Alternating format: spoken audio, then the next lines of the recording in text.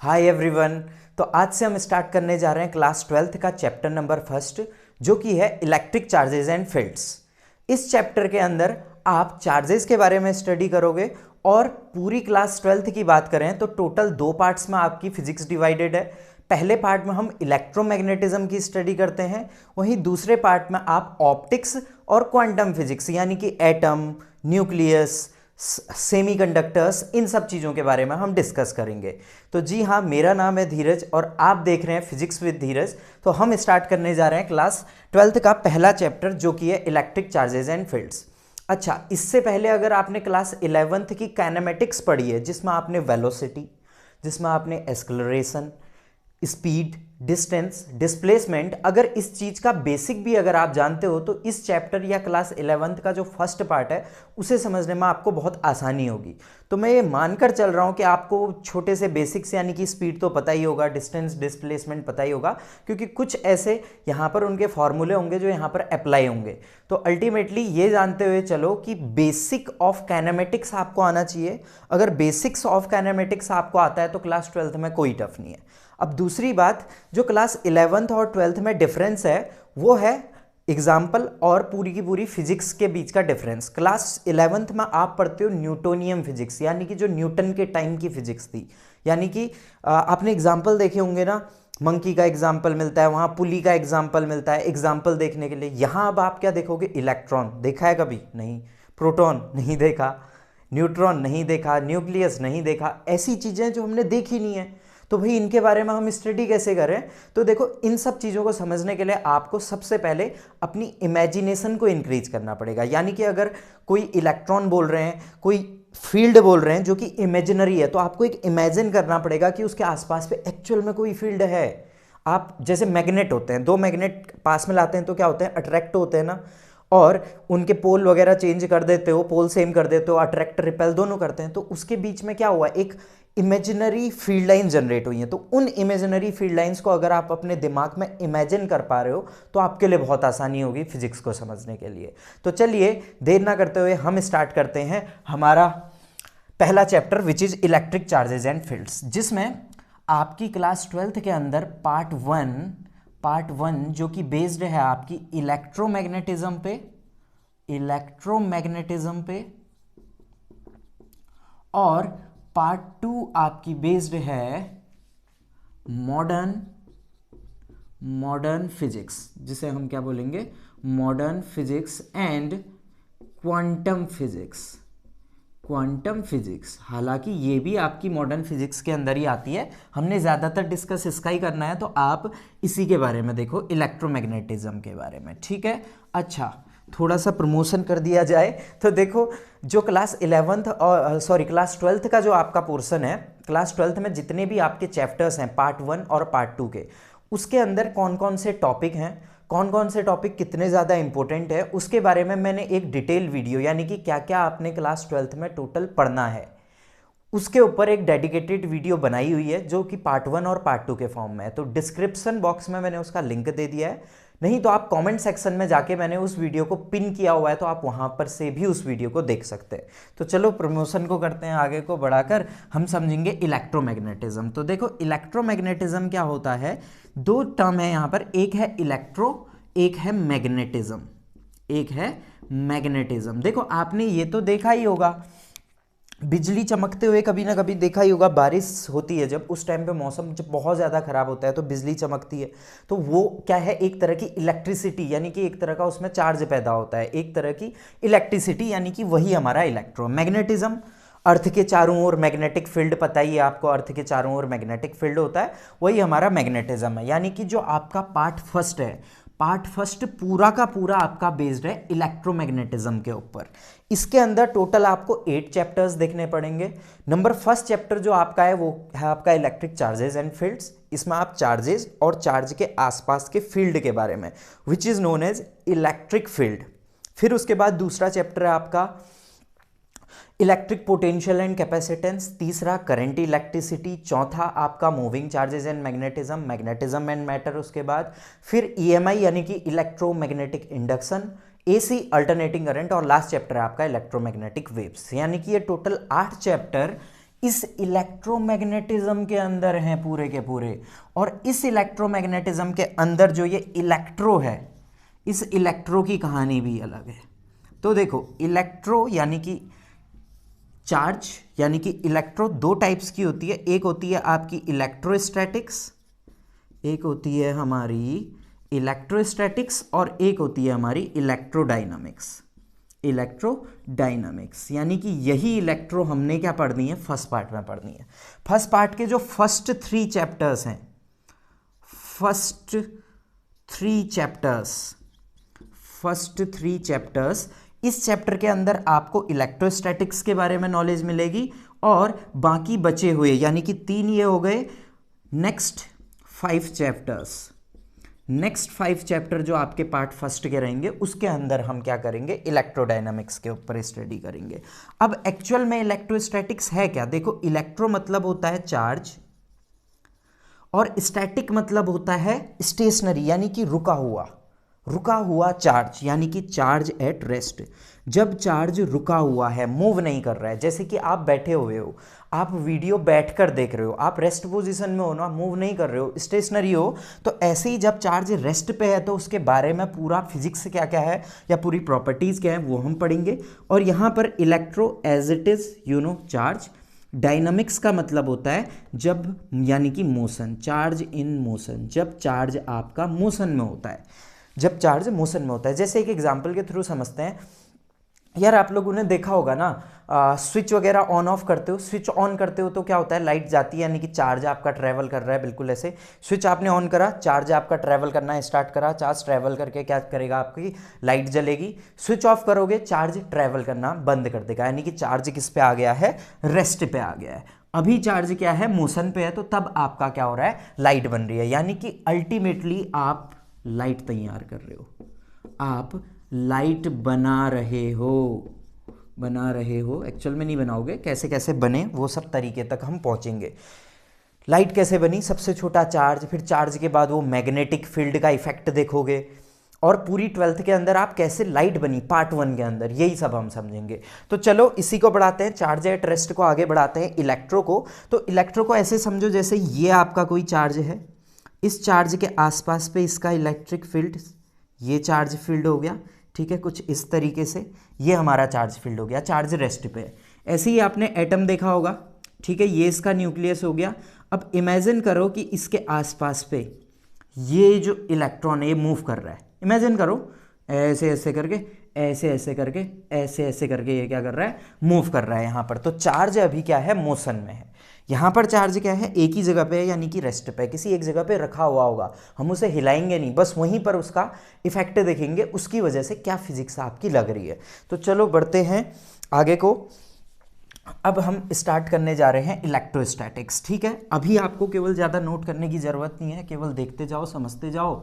जहाँ से चार्ज आएगा वहाँ से मैं आपको बता दूंगा कि आपको कहाँ पर से नोट्स बनाने हैं, ठीक है। बढ़िया, मजा। अब क्लास 11th में जो जो चीज़ें हुई आपके साथ, आपका कोई प्रेम प्रसंग चला या प्रेम प्रसंग टूट गया, कोई थी जो छोड़ के चली गई, कोई था जो छोड़ के चले गया, तो उसके चक्कर में मत पड़ो। अब उसे भूल के क्या करो, आगे को बढ़ो और दूसरे प्रेम प्रसंग शुरू करो सब्जेक्ट के साथ। चलो देखो, बात करेंगे हम यहाँ पर इलेक्ट्रोस्टैटिक्स की। इलेक्ट्रोस्टैटिक्स यानी कि जब चार्ज आपका किस पे था, व्हेन चार्ज एट रेस्ट, जब चार्ज आपका रेस्ट पे था। जब कभी भी चार्ज रेस्ट में रहेगा तब हम उसकी स्टडी करेंगे, उसे इलेक्ट्रोस्टैटिक्स बोलते हैं। अब यहाँ पर बात आती है कि भैया ये चार्ज किस बला का नाम है, एक्चुअल में ये चार्ज है क्या। अब हम इस चार्ज को समझते हैं, इस चार्ज को जानते हैं, इस चार्ज के बाल की खाल निकालते हैं। तो देखो, सबसे पहले समझने के लिए हिस्ट्री पे आते हैं, चार्ज की हिस्ट्री क्या है, चार्ज की कहानी क्या है। बहुत ज़्यादा डीप नहीं जाऊंगा, ऐसे तो बहुत बड़े साइंटिस्ट हैं, ये पूरा लेक्चर ही उसमें चले जाएगा जो आपके किसी काम का नहीं है। आपको मेन पॉइंट जो समझने हैं ना, वही मैं आपको बताऊंगा। अदरवाइज आपको पूरी कहानी जाननी है तो आप NCERT वगैरह फॉलो कर सकते हो, जो कि काम की नहीं है।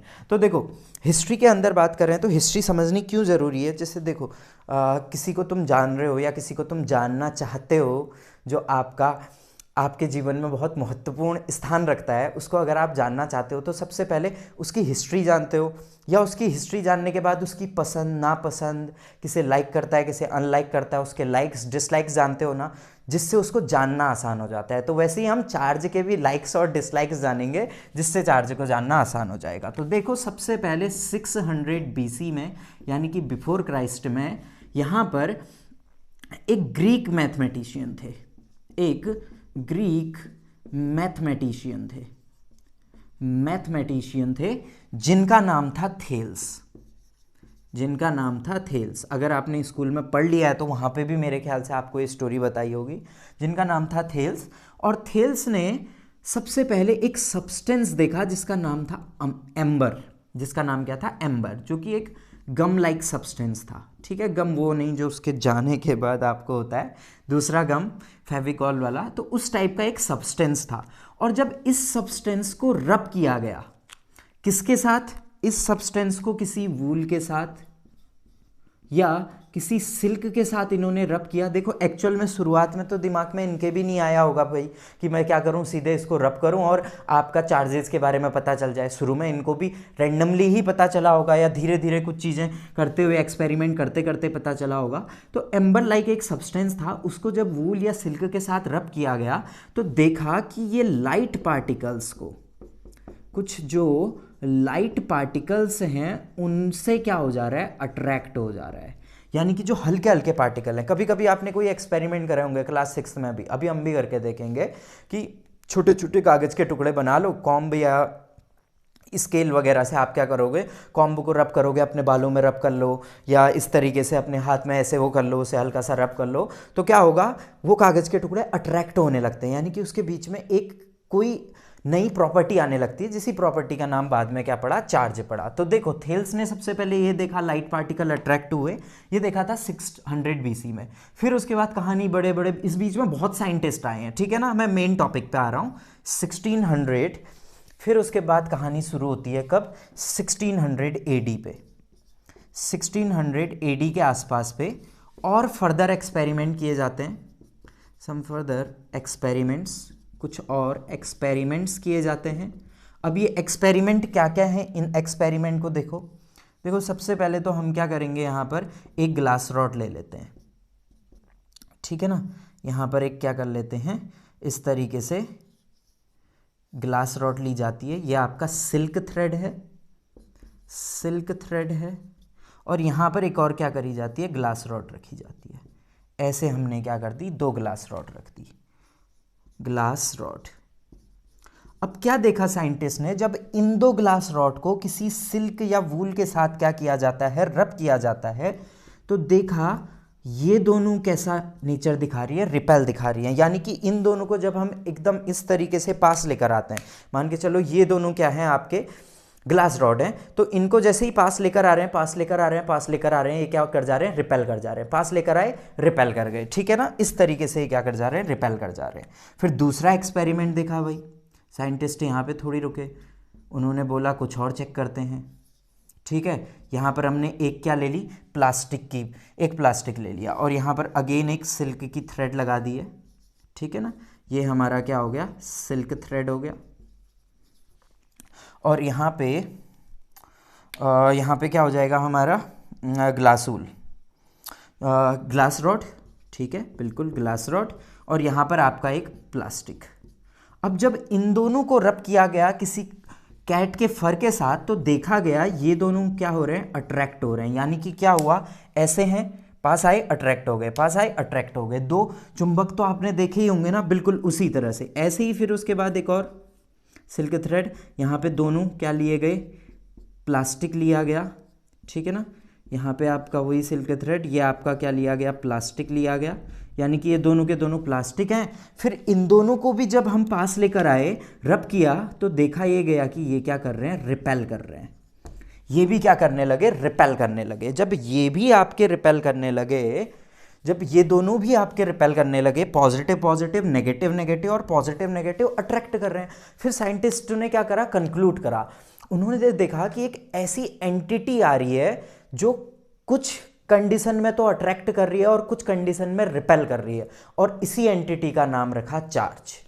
इसी एंटिटी का नाम बाद में क्या रखा, चार्ज, और उसी चार्ज को आप क्या करते हो, क्लास 12th पे जाके पढ़ते हो, ठीक है ना। उसी चार्ज को हम यहाँ जाके क्या करते हैं, पढ़ते हैं। चलो फिर देखो, अब देखो चार्ज के बारे में पढ़ेंगे। ये ज़्यादा आपको लिखने की ज़रूरत भी नहीं है, अगर स्कूल में भी लिखाते हैं तो कोई ऐसा एग्ज़ाम में आता नहीं है, बस केवल आपको समझना था, हिस्ट्री को जानना था, उसके लाइक्स और डिसलाइक्स जानने थे, ठीक है ना, कि वो हमें पसंद करती है या नहीं, वो जानना था। वो आप जान चुके हो कि भैया पॉजिटिव चार्ज पॉजिटिव पॉजिटिव होगा तो आपको पता ही है रिपेल करेगा, पॉजिटिव नेगेटिव होगा तो क्या करेगा, अट्रैक्ट करेगा, ठीक है ना। चार्ज देखो क्या होता है, it is a fundamental property, या हम बोलेंगे a fundamental property, a fundamental property, a fundamental property by which, या ऐसा बोलो, a fundamental property, a fundamental property of a substance, of a substance, of a substance due to which it can feel a force of attraction, a force of attraction or repulsion, a force of attraction or repulsion when it comes in contact, when it comes in contact with another charge particle, another charge particle, another charge particle called, इसे हम क्या बोलते हैं भैया, charge बोलते हैं। यानी कि चार्ज क्या है, चार्ज एक ऐसी प्रॉपर्टी है जो कि क्या करती है, यानी कि जिसमें अट्रैक्शन और रिपल्सन दोनों फोर्सेस फील करती है, वो हमारी क्या होती है, चार्ज की प्रॉपर्टी होती है। अब चार्ज देखो भाई, चार्ज को एक और तरीके से आप बोल सकते हो, इसको ना, it is an inherent property या इंट्रिंसिक प्रॉपर्टी भी बोलते हैं, इंट्रिंसिक प्रॉपर्टी, यानी कि इंडिपेंडेंट। इंट्रिंसिक का मतलब क्या है, it is independent from external factor. अच्छा, इसका मतलब बताओ भाई, एक्सटर्नल फैक्टर का मतलब क्या। और चार्ज एक ऐसी प्रॉपर्टी है जो कि एक फोर्स ऑफ अट्रैक्शन और फोर्स ऑफ रिपल्सन फील करती है, ये तो चलो पता चल गया, पर ये इंडिपेंडेंट फ्रॉम एक्सटर्नल फैक्टर क्या है। देखो, इंट्रिंसिक या इनहेरेंट प्रॉपर्टी का मतलब ही यह होता है कि इस चीज के बाद, यानी कि जैसे मैंने बात किसकी करी, मास की अगर मैं बात करूं तो मास में किलोग्राम, किलोग्राम के बाद ग्राम, ग्राम के बाद मिलीग्राम, आप एक मिनिमम सर्टेन वैल्यू होगी ना जहां तक आप डिस्कस कर सकते हो। तो इंट्रिंसिक चार्ज एक ऐसी प्रॉपर्टी है जिसमें आप पॉजिटिव और नेगेटिव, इससे नीचे आप नहीं जा सकते, यानी कि इसके अंदर अब कुछ नहीं है, यहीं पे बात खत्म हो गई, इसके ज़्यादा हम अंदर डिस्कस नहीं कर सकते। तो ये लास्ट प्रॉपर्टी है, यानी कि ये लास्ट प्रॉपर्टी आप ऐसा समझ सकते हो, ठीक है ना। चार्ज को, तो चार्ज तो हमारा क्या हो गया, ये हो गया। तो अब देखो, अब बात करेंगे टाइप्स की, भैया कितने टाइप्स का होता है चार्ज, ठीक है।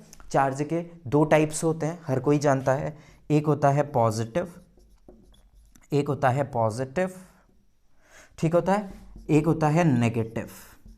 एक पॉजिटिव चार्ज होता है, एक नेगेटिव चार्ज होता है। सबको पता है पॉजिटिव यानी कि चार्ज ऑन प्रोटॉन, जो चार्ज प्रोटॉन पे है। नेगेटिव चार्ज सबको पता है, चार्ज ऑन इलेक्ट्रॉन। कितना होता है बताओ, चार्ज ऑन प्रोटॉन होता है 1.6 इंटू 10⁻⁻19 कूलाम। गांठ बात के याद कर लो, गांठ बात के याद कर लो, ठीक है। ये होता है -1.6 इंटू 10⁻⁻19 कूलाम। इलेक्ट्रॉन के लिए नेगेटिव रहेगा और प्रोटॉन के लिए पॉजिटिव रहेगा। दो तरह के हमारे चार्जेस होते हैं, ठीक है। नोट कर लिया यहाँ तक, वीडियो को पॉज करके नोट कर लो, बहुत इजी है एकदम। आज के लेक्चर में कुछ इतना ज़्यादा बड़ा मसालेदार कुछ नहीं मिलने वाला तुम्हें, छोटी छोटी चीज़ें मिलेंगी, बहुत छोटे छोटे कॉन्सेप्ट मिलेंगे, बस इंटरेस्ट लेते जाओ, पढ़ते जाओ, धीरे धीरे देखो कैसे मज़ा आने लगेगा तुम्हें क्लास 12th में। और मैं ये गारंटी देता हूँ कि भैया क्लास 12th में तुम्हें क्लास 11 से 10 गुना 20 गुना ज़्यादा मज़ा आएगा। बस ये है कि आप रेगुलर रहो, कंसिस्टेंट रहो, और खुद के साथ एक प्रॉमिस करके बैठो कि हाँ भैया मेरे को हर दिन एक डेरिवेशन, एक टॉपिक, एक न्यूमेरिकल तो करना ही करना है, क्योंकि आईआईटी निकालना है भाई, जेई निकालना है, नीट निकालना है, या कुछ भी निकालना है। कईयों ने अपने अपने सपने बुने होंगे ना कि 12 के बाद तो भैया मैं ये करूँगा, 12th के बाद मैं बढ़िया एकदम जेई निकाल के सीधे आईआईटी में चले जाऊंगा, आईआईटीज़ में चले जाऊंगा, आईआईटी बॉम्बे, आईआईटी दिल्ली, सपने देखे होंगे। किसी ने नीट का देखा होगा, कोई मेडिकल फील्ड की तरफ को, किसी ने सोचा होगा बढ़िया एकदम ब्याह व्याह रचा के चले जाएंगे, एकदम 12 पास होने दो बस, 12 पास का ठप्पा लगाता हूँ, ब्याह रचा के चले जाता हूँ ख्वाबों में। देखो इलेक्ट्रोस्टैटिक्स में बात करें चार्ज की, तो चार्ज हम पढ़ रहे थे, चार्ज में मैंने आपको टाइप्स बता दिए थे, ठीक है ना। अब देखो यहाँ पर आपको पता है जो लाइक चार्जेस होते हैं, लाइक चार्जेस यानी कि इसी को हम क्या बोलते हैं, लाइक चार्जेस को, यानी कि सेम चार्जेस। जब कभी भी आपके चार्ज सेम होंगे, कब कब होंगे सेम, जब आपका एक प्रोटॉन यानी कि एक पॉजिटिव, एक इलेक्ट्रॉन, नेगेटिव नेगेटिव। तो जब कभी भी सेम चार्जेस यानी कि लाइक चार्जेस हों तो उनके बीच होता है रिपल्सन, यानी कि रिपेल करते हैं। दूसरा अनलाइक चार्जेस यानी कि डिफरेंट चार्जेस, अलग अलग चार्जेस। कब होते हैं भाई अलग अलग चार्जेस, आपको पता है एक इलेक्ट्रॉन एक प्रोटॉन माइनस प्लस, तब ये क्या करेंगे, अट्रैक्ट करेंगे। जब अनलाइक चार्जेस होते हैं यानी कि डिफरेंट चार्जेस होते हैं, तो उन दोनों के बीच में प्यार, मोहब्बत, इश्क, जुनूनियत यानी कि अट्रैक्शन होता है, ठीक है ना। और यहाँ आपके लाइक चार्जेस हैं सेम चार्ज। चलो भाई ठीक है, आगे बढ़ो। आगे बात करें सिंबल की। सिंबल, चार्ज का सिंबल क्या होता है, सब जानते हैं, क्यू, चार्ज। दूसरा इसकी एसआई यूनिट की बात करें, इट्स एसआई यूनिट, इसकी एसआई यूनिट होती है कूलाम, COULOMB, कूलाम। कूलाम इसकी एसआई यूनिट होती है, आगे पर आप आने वाले लेक्चर्स में कूलाम्स लॉ भी पढ़ोगे। कूलाम इसकी एसआई यूनिट होती है, ठीक है। और कुछ चीज़ें जानने वाली, सबसे पहले इलेक्ट्रॉन की वैल्यू सबको बताई दी है मैंने। याद आपको क्या क्या रखना है, मास ऑफ इलेक्ट्रॉन याद रखना है। मास ऑफ इलेक्ट्रॉन कितना होता है, किसी को याद है बताओ, 9.1 × 10⁻31 किलोग्राम। मैं बताओ बोल रहा हूँ तो खुद बोलो, ठीक है ना। बोलेंगे ये पगला गया ये टीचर, ठीक है। देखो तुम्हें तो पता है ना अपना कनेक्शन दिल से दिल का है, तो बिल्कुल तुम बोलोगे तो मुझे सुनाई देगा। Mass of electron, mass of proton, तो 1.67 × 10⁻27 किलोग्राम। सोचो ये -31, ये -27, कौन ज्यादा भारी, proton. Mass of proton is very very greater then mass of electron, यानी मास ऑफ प्रोटॉन, अरे खुद सोचो ना, -31 बहुत ज्यादा हल्का, उसके कंपैरिजन में -27 ये बहुत ज्यादा भारी होगा, ठीक है ना। चलो आगे को बढ़ें, इसको मिटा देते हैं। बिल्कुल सर, जैसे उसकी यादें मिटाने आए हैं क्लास 12th में फोकस करते हुए, वैसे इस बोर्ड से उसकी यादें भी मिटा दो। मिटा दी सर। चलो देखो सर, देखो यहाँ पे फिर इसके बाद हम बात करेंगे कुछ क्वेश्चंस, कुछ कॉन्सेप्ट बेस्ड, यानी कि कुछ ऐसे क्वेश्चन देखते हैं कि तुम कितना जानते हो। Can any object B neutral, क्या कोई ऑब्जेक्ट न्यूट्रल हो सकता है मेरे भाई और बहन, बताओ, सोचो और बताओ। वीडियो को पॉज करो, कमेंट करके डालो, फिर उसके बाद देखो आंसर सही है या नहीं। देखो क्या कोई ऑब्जेक्ट न्यूट्रल हो सकता है, यस और नो। चलो समझते हैं। देखो एटम है, एटम के अंदर क्या होते हैं, एटम, मैटर, कुछ भी बोल लो, एटम के अंदर क्या होते हैं, इलेक्ट्रॉन, प्रोटॉन, न्यूट्रॉन। न्यूट्रॉन से तो हमें मतलब नहीं है, पकड़ के साइड फेंक दो। प्रोटॉन और इलेक्ट्रॉन, अगर प्रोटॉन और इलेक्ट्रॉन बराबर हैं, यानी कि क्या हमारा जो एटम है या मैटर है या कोई भी ऑब्जेक्ट है, वो क्या हो सकता है, न्यूट्रल हो सकता है। अरे 5 इलेक्ट्रॉन 5 न्यूट्रॉन हो जाएगा न्यूट्रल, यानी कि आपका आंसर क्या हो गया, yes sir, yes, any object B neutral. दूसरा आपके पास क्वेश्चन है, can any object B charged, या हाँ, can any object B charged, क्या कोई ऑब्जेक्ट चार्ज्ड हो सकता है। कैसे, पॉजिटिवली या नेगेटिवली पूछ रहा हूं मैं। देखो इसको भी समझो, मान के चलो ये कोई एक ऑब्जेक्ट है, इस ऑब्जेक्ट में 5 प्रोटॉन है, 5 इलेक्ट्रॉन है। अब यहां से मैंने क्या करा, 3 इलेक्ट्रॉन दे दिए, यानी कि 3 इलेक्ट्रॉन क्या कर दिए, दानवीर कर्ण बन गए आप। तो आपने 3 इलेक्ट्रॉन दान कर दिए, 3 इलेक्ट्रॉन दान कर दिए, तो इसमें एक्सेस किसका हुआ, पॉजिटिव चार्ज का। और आपने दान दिया है तो आपकी बॉडी कैसे हो जाएगी, पॉजिटिवली चार्ज्ड हो जाएगी। तो यस, आपका कोई भी ऑब्जेक्ट चार्ज्ड हो सकता है, can any object B charged. वहीं अगर मैं क्या करता, यहाँ से 3 चार्जेस डोनेट कर देता, तो तब ये आपका क्या होता, नेगेटिवली, या ये कोई चार्जेस ले लेता तो ये क्या हो जाता, नेगेटिवली चार्ज्ड हो जाता। तो हमारा आंसर क्या निकला कि हाँ सर कि कोई भी ऑब्जेक्ट पॉजिटिवली और नेगेटिवली या चार्ज्ड हो सकता है और न्यूट्रल भी हो सकता है। अब ये हेल्प कब करेगा, जब हम आगे को समझेंगे, ठीक है ना। तो आज के लेक्चर में मैंने बहुत बेसिक सी चीज़ें रखी हैं, चार्ज के बारे में बताया है। अब कल हम देखेंगे, यानी कि लेक्चर आपके डेली डेली आएंगे, क्या पता किसी दिन 2-3 लेक्चर आ जाएं, तो कंटिन्यू बने रहना, ठीक है ना। और अपने दोस्तों को भी शेयर करो कि बोलो फलाना फलाना चैनल में वीडियोज आ रही हैं, जाके देखो और सब्सक्राइब करो और क्या करो, शेयर करो वीडियो को। तो चलो देखते हैं नेक्स्ट वीडियो में। अब हम मिलेंगे जिसमें हम जानेंगे प्रॉपर्टीज ऑफ चार्जेस, कौन कौन सी चार्ज की प्रॉपर्टी होती हैं, quantization of charge, conservation of charge. ऐसे ही आपका कंजर्वेशन ऑफ चार्ज के बाद आपका आ जाता है एडिटिविटी ऑफ चार्ज, तो प्रॉपर्टी ऑफ चार्ज देखेंगे। तो मिलते हैं जल्दी नेक्स्ट लेक्चर में। Till then bye bye, take care and God bless you all.